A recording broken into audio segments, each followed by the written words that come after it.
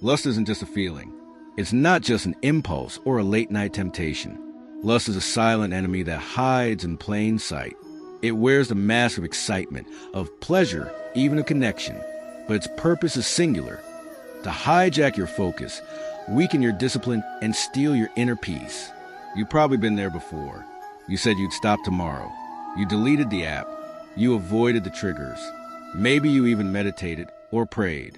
And yet it came back, stronger, sneakier, more persuasive than before. Why is that? Why does lust return again and again like a shadow that refuses to leave?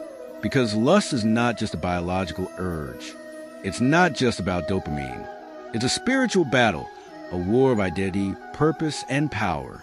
And unless we understand at that level, we will keep falling again and again. Thousands of years ago, in the timeless wisdom of the Bhagavad Gita, Lord Krishna laid bare this inner war and explained how to rise above it. He said, when you contemplate sense objects, attachment is born. From attachment comes lust. From lust, anger arises. Anger leads to delusion. Delusion leads to a loss of memory. And from loss of memory, intelligence is destroyed. This is not poetry. It's a psychological sequence, a map of how the mind collapses. First, we dwell on images, ideas, fantasies, people, objects. That dwelling becomes attachment. We begin to crave what we see. Craving becomes lust, a desperate longing to possess, consume, or experience.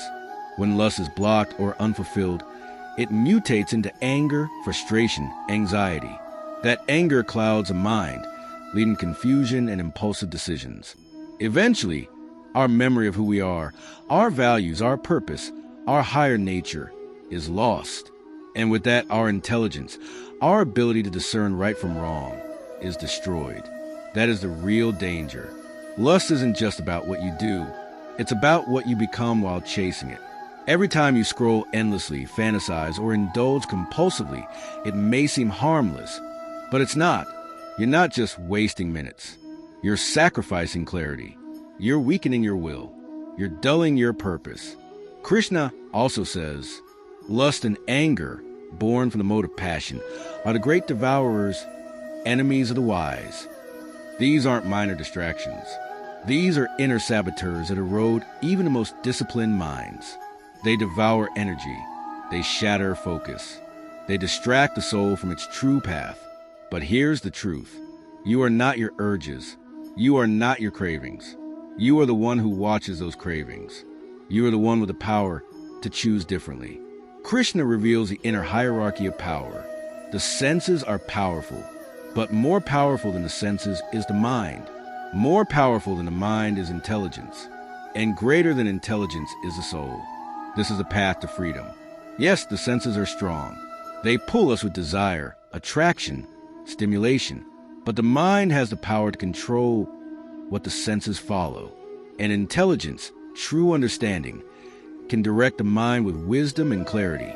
Above all, the soul, the real you, is the source of that intelligence. You are not helpless. You were never meant to be a slave to impulse. You are a soul designed to lead, not follow, to command, not obey desire, to rise, not just resist, but transcend. So how do we reclaim our strength and win this battle? Here are 3 powerful steps. 1. Guard the gates of your mind. Lust feeds on what enters through your senses, your eyes, ears, and thoughts. Every image, every sound, every interaction plants a seed. If you keep lighting matches, don't be surprised by the fire. Be intentional with what you watch, read, listen to, and surround yourself with. Unfollow accounts that don't align with your values. Declutter your digital life. Surround yourself with purity and meaning. Don't just avoid triggers. Replace them with truth. 2. Train the mind with focus and stillness.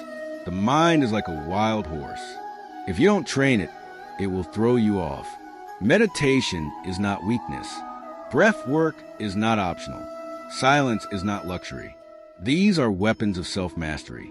Sit in silence. Observe your breath. Watch your thoughts. The more time you spend with your mind, the less control it has over you. Discipline doesn't begin in action. It begins in awareness. 3. Anchor in purpose. The soul doesn't seek pleasure.